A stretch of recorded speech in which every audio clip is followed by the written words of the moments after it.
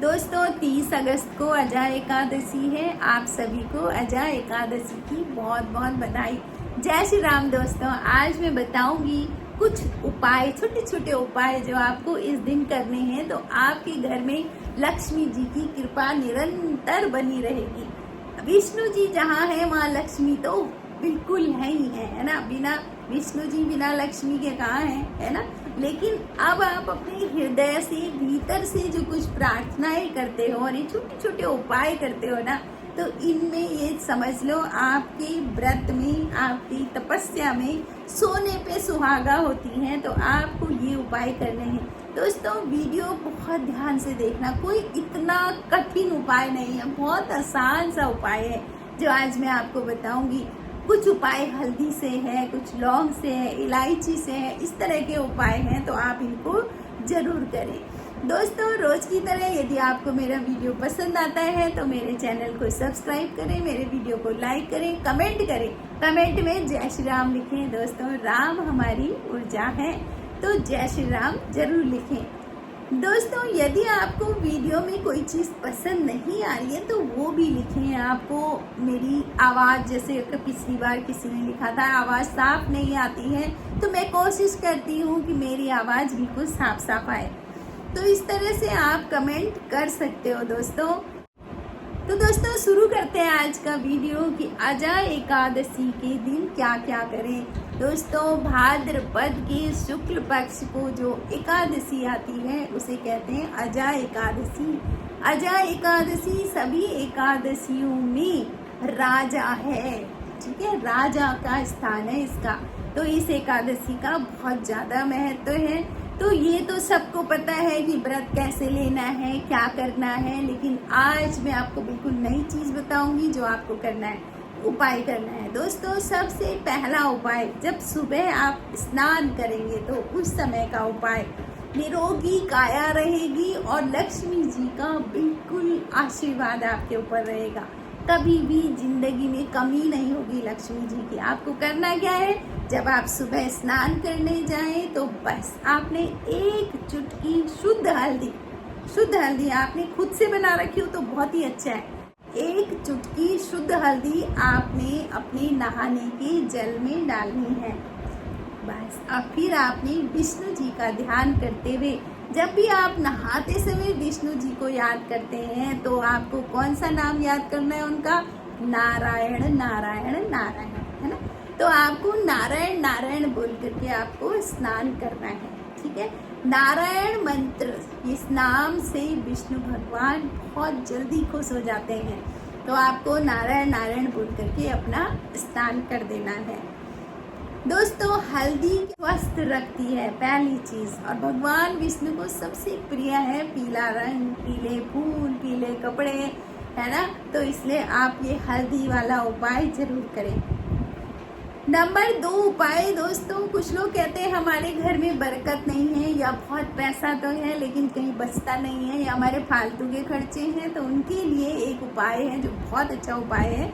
वो आपको सुबह के समय करना है, लेकिन अगर सुबह को टाइम नहीं है तो आपको ये उपाय प्रदोष काल में करना है। 2 समय आपके पास, या तो सुबह करें, और एकादशी की तो पूरी रात ही बहुत ज़्यादा महत्वपूर्ण होती है, तो आप प्रदोष काल में इसको कर सकते हैं।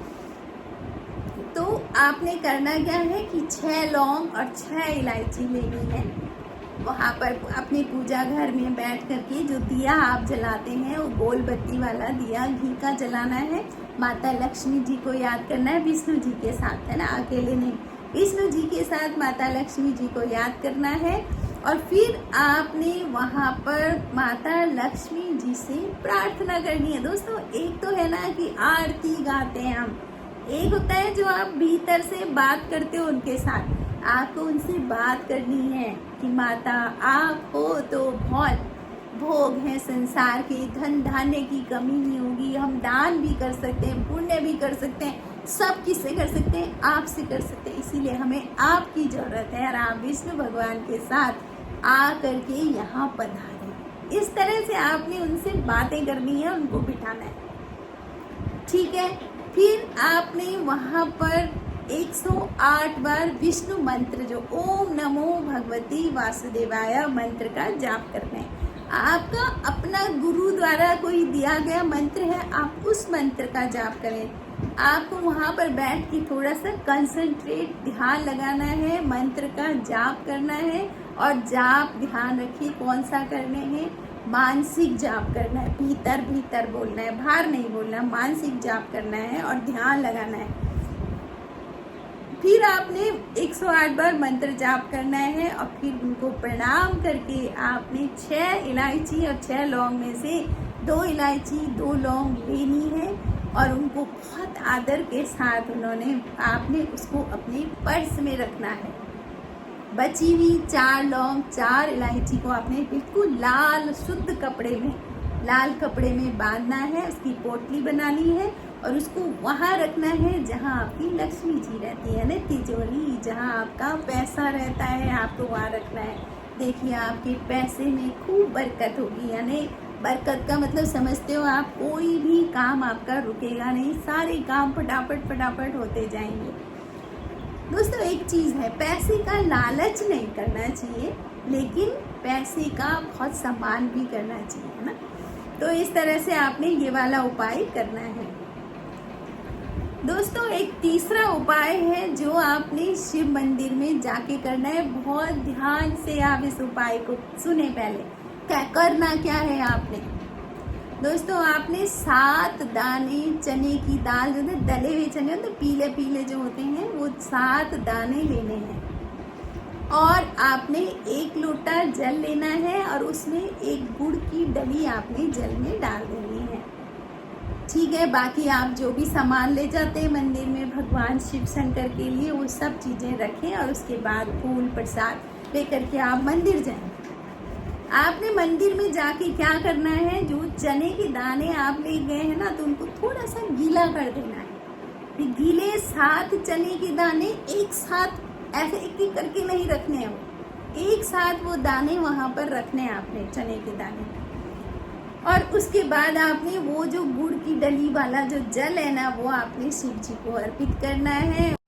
ओम नमः शिवाय करके आपने वो जो जल आप ले गए उसको वहाँ पर ओम नमः शिवाय करके वो जल अर्पित करना है। फूल वगैरह प्रसाद जो भी आप वहाँ पर रखते हैं, आपको सब बिल्कुल वैसी पूजा करनी है। अब जो महत्वपूर्ण काम करना है वो क्या करना है, आपने वहाँ किनारे पे थोड़ा आकर के देखिए, आप वहीं पर बैठ जाएंगे ना तो बाकी लोगों को आप रोक दोगे पूजा करने से। जो काम नहीं करना है बिल्कुल नहीं, आपने मंदिर के बिल्कुल किनारे पे एक कोने में बैठ जाना है, जहाँ से आपको सीधे शिवलिंग दिख रहा हो, ऐसी जगह पे बैठना है जहाँ पर किसी को कोई परेशानी ना हो रही हो, लोग पूजा करते रहें सब कुछ। आप वहाँ पर बैठ जाएं, आप वहाँ पर ओम नमो भगवते वासुदेवाय मंत्र का जाप करें। ओम, याद रखो आप कौन से मंत्र का जाप करना है, ओम नमो भगवते वासुदेवाय। इस मंत्र का आप वहाँ पर जाप करें, 108 बार जाप करें और भगवान शंकर से प्रार्थना करें कि विष्णु भगवान का आशीर्वाद हमें मिले। एकादशी के दिन आप ये काम करेंगे ना तो आप देखिए विष्णु जी कितनी जल्दी प्रसन्न होते हैं। और आपको पता ही है कि विष्णु भगवान के इष्ट देव हैं भगवान शंकर और शंकर के इष्ट देव हैं भगवान विष्णु, तो वो एक दूसरे की पूजा से बहुत ज़्यादा प्रसन्न होते हैं। तो आप ये काम करें उस दिन, ठीक है दोस्तों। जो अगला वाला उपाय है वो है आंवले के पेड़ पर आपने ये उपाय करना है। देखिए जब भी एकादशी, एक तो एकादशी ही नाम ही आंवल की एकादशी है, तो आंवले का पेड़ विष्णु भगवान का बहुत प्रिय है और आंवले के गुण भी आपको पता ही है कितने कितने गुण है ना। तो आपने क्या करना है, आपने सुबह को करना है ये उपाय आपको सुबह ही करना है, शाम को नहीं करना है। आपने 1 लोटा जल लेना है, उसमें 1 चुटकी हल्दी डाल देनी है, ठीक है। फिर आपने जाना है आंवले के पेड़ के पास, आपने वो लोटा जल जो आप ले गए हो उसको आंवले के पेड़ पर चढ़ा देना है और उसके बाद आपने आंवले के पेड़ से प्रार्थना करनी है, जो कि बहुत महत्वपूर्ण है। क्या प्रार्थना करनी है, निरोगी काया तन निरोगी रहे, धन भी भरपूर हो, मन भजन में रहे, द्वंद दुख दूर हो। ये उपाय आपने करना है, किस ये प्रार्थना आपने करनी है कहाँ पर? आंवले के पेड़ के नीचे बैठ करके आपने वहाँ पर आसन ले जाना है, आसन लगाना है, पेड़ को आपने विष्णु भगवान को उसके भीतर देखना है और आपने उनसे प्रार्थना करनी है कि हमारे घर में कभी भी लक्ष्मी जी की कमी ना रहे और हम लोग स्वस्थ और निरोग रहें। दोस्तों, जिसके घर में बीमारी नहीं है ना, उसके घर में पैसा टिकता है। अगर बीमारी आ गई ना तो आपके घर में पैसा नहीं टिकेगा, बस याद रखें आप। तो इसलिए आपने आंवले के पेड़ के नीचे प्रार्थना करनी है, पूजा करनी है, जल चढ़ाना है भाव के साथ, सब कुछ भाव के साथ। जितना भी आपको मैंने ये उपाय बताए हैं, इनमें से कोई एक भी कर लो आप, लेकिन भीतर भाव के साथ करोगे तो अपरा एकादशी आपको कई गुना फल देगी। और दोस्तों, बाकी एकादशी के नियम तो सभी को पता ही होते हैं कि चावल नहीं खाते हैं, अन्न नहीं खाते हैं, ना अन्न को किसी को देते हैं और द्वादशी को अन्न का दान करते हैं। तो ये है एकादशी। अगर आप सनातनी हो और एकादशी तिथि का आप लाभ नहीं ले रहे हो तो फिर तो आपसे ज़्यादा अभागा कौन हो सकता है। इसलिए सनातनी हो तो तिथियों का ध्यान जरूर रखें और उनका लाभ लें। तो दोस्तों, आपको वीडियो कैसे लगा? Thank you for watching. Comment जरूर करें कैसे लगा।